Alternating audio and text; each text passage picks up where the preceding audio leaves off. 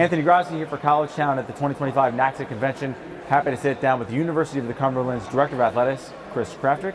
Chris, thank you for joining me today. Thanks for having me, yeah. So we'll start as you head into year 10.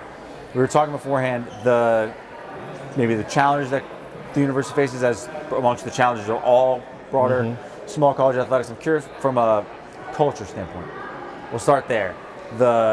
How would you define the culture that you are working to instill and foster and maintain on a daily basis? Well, it's what we started with when I started, which was one big team. I came at it from a different angle. I wasn't your traditional football, basketball, baseball guy. I was a golf guy. I'm a golf guy. And so I saw an opportunity to have a school with some resources that could spread the wealth and have a comprehensive success. And that has been our goal from the beginning. Is we've got 28 programs, like a lot of NAIAs who have multiple 20-some teams, and how can we be completely successful across the board? And that was our goal. That was the vision back in 2016. At that time, we were upper middle of the pack in our conference, but probably in a Learfield situation, 40s, mid 40s, and just year by year, we built this culture of success, and now it's kind of that one big team kind of identifies who we are. I love in our coaches meetings when our small sports, what everybody thinks of as small sports, they have just as much say as our big sports, and feel empowered to speak and have opinions, and it's really impressive that. But when you have a football coach, baseball coach, basketball coach that buy into that as well and understand the importance of everybody, it just makes life so much easier, and we've been really fortunate there.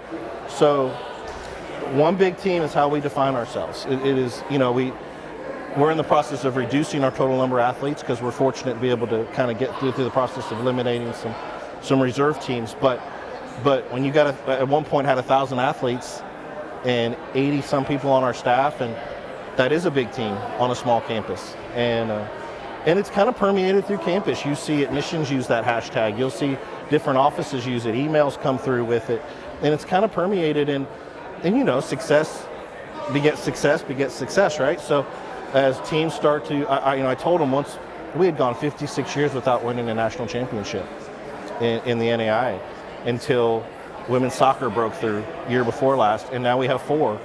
And I told them once we started, it would start. And I think this last year we had 25 teams finish first or second in our conference. And I don't know of any schools that can say that, So I think we really have built that comprehensive success, top to bottom.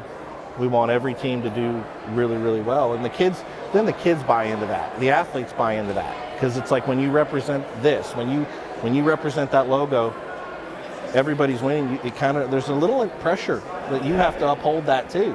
So it just kind of raises everybody's level. What have been some of the changes that you've made, or maybe in conjunction with the leadership of the university over the last decade in charge, that have helped, go from 40s to the top? Well, Dr. Cochran, loves sports, and he's an ex-coach. So I have a president that I don't have to sports-splain anything to. He gets it. He watches every game. He texts me after games. He's so excited to be a part of it.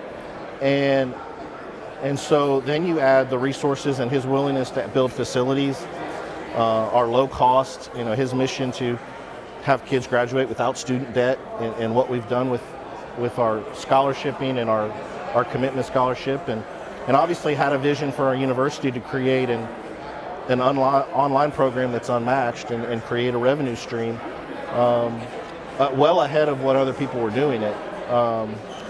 So he's always had that vision. So it starts at the top. That old saying, coaches win games and administrations win championships.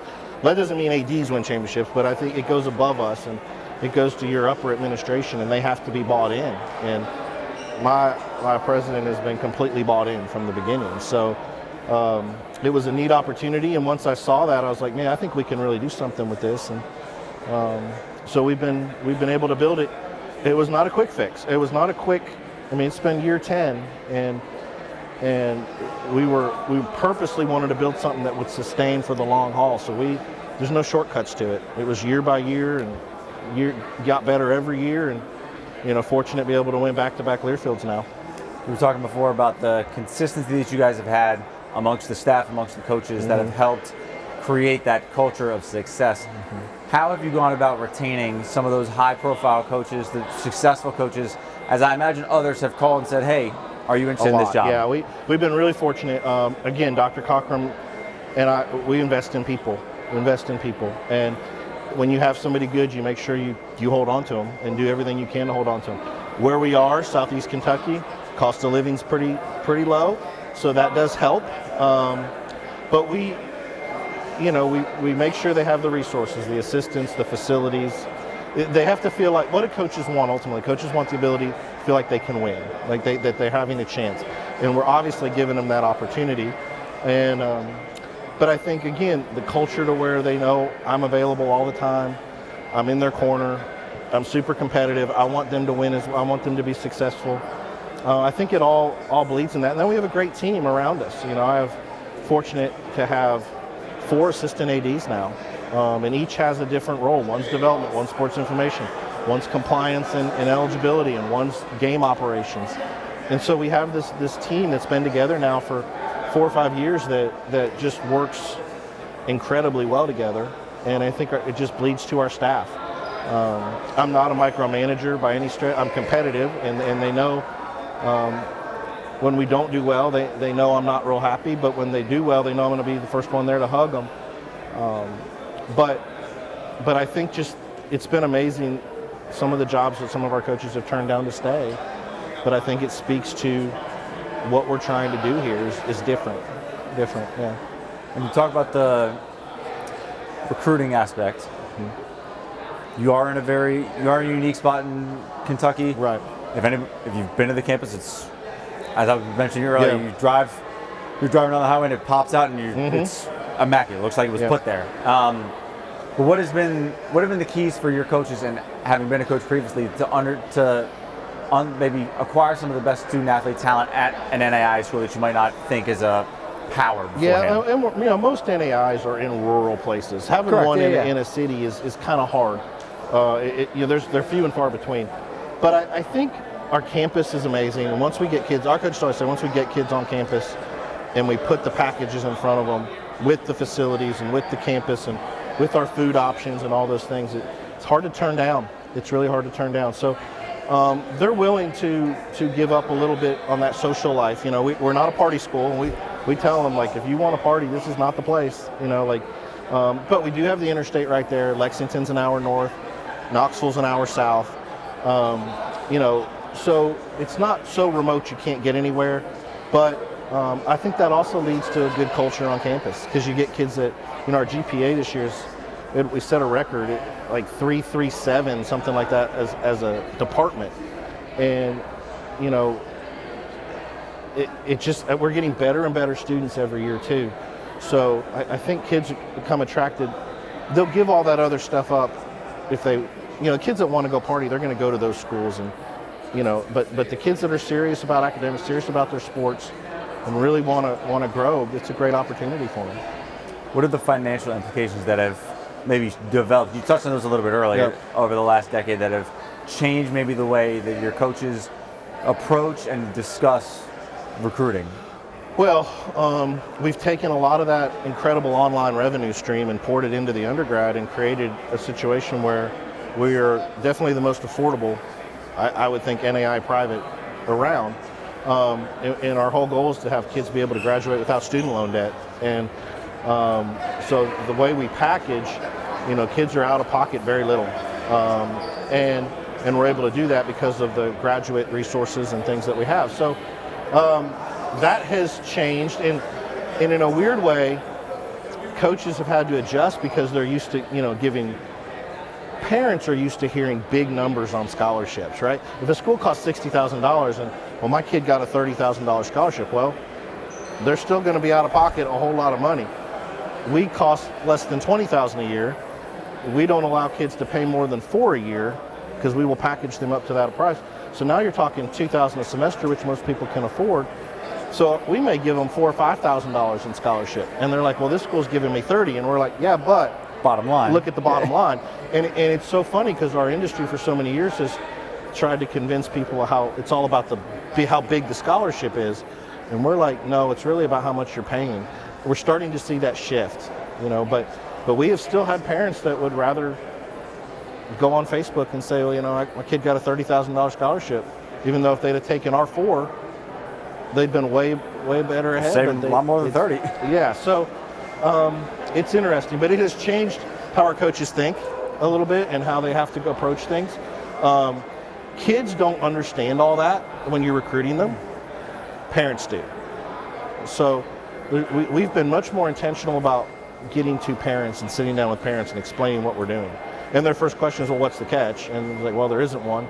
And here's why we're doing all these things. And then the parents are like, this is incredible, right? The kids, they don't process it yet. They're not thinking about loan payments and all those things on the back end. They're worried about what kind of helmet you're wearing or what the jersey looks like. But the parents get it. And so I think we've been more intentional about getting to parents early in the process of the kids that we really want.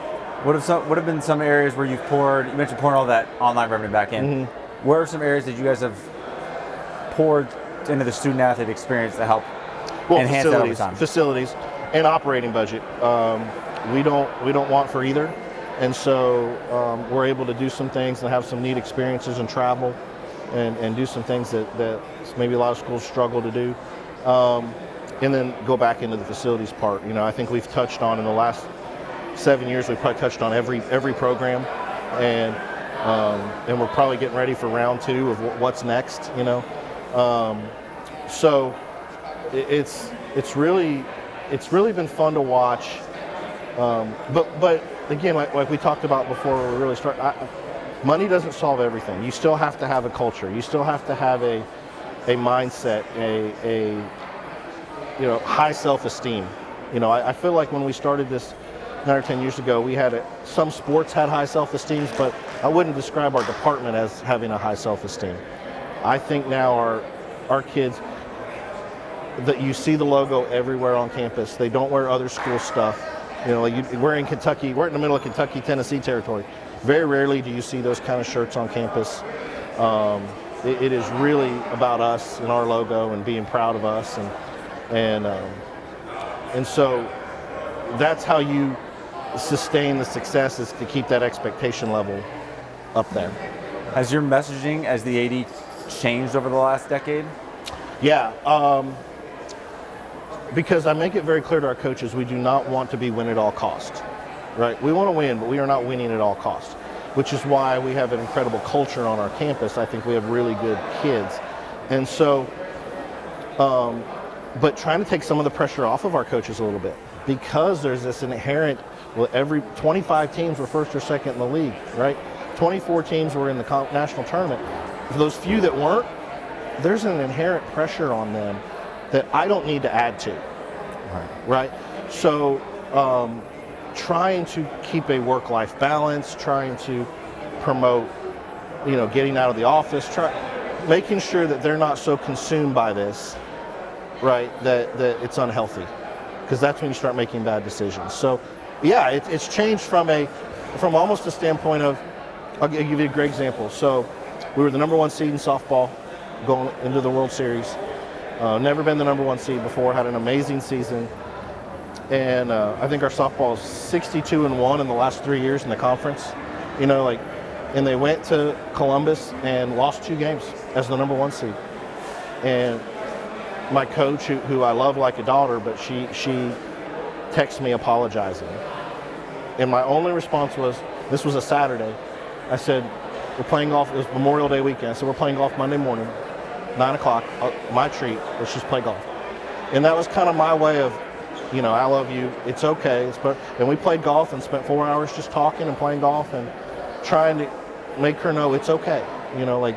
She felt like she let us down, but she didn't, right? So it's really battling that stuff now, that I'm not having to push. If you have the right people, you don't have to push.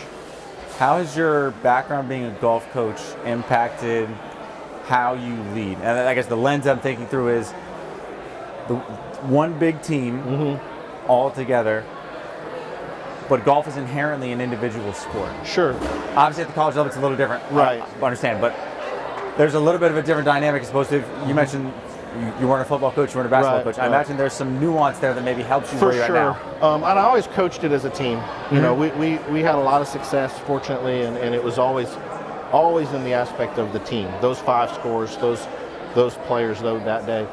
I think what it has done, I'm going to answer a little bit. I think what it has done is given me credibility to the bowlers, to the cross-country kids, to the archery kids, that I care about them. Right, that it's not just about football, basketball, baseball, wrestling, whatever, track. That they understand that my background is in a off-the-radar sport, and that I walk in and I realize that what you do has value, even though it's not the front porch, right? It still has a ton of value, and we still celebrate it. And I give Tommy Chasnoff, our sports information director, a ton of credit. He writes as many stories about archery and all these other, like we try to give everybody pretty equal coverage, and that's always hard, right? There's 50 some baseball games and all these things, but I think when I walk into the esports arena or I walk into the bowling lanes and talk to these kids, I think there's some credibility of, well, he doesn't really understand us. No, I do. I get it. Like I get winning conference championships and nobody knowing about it, and having a great tournament and AD doesn't even realize what's going on. Like I get all that stuff.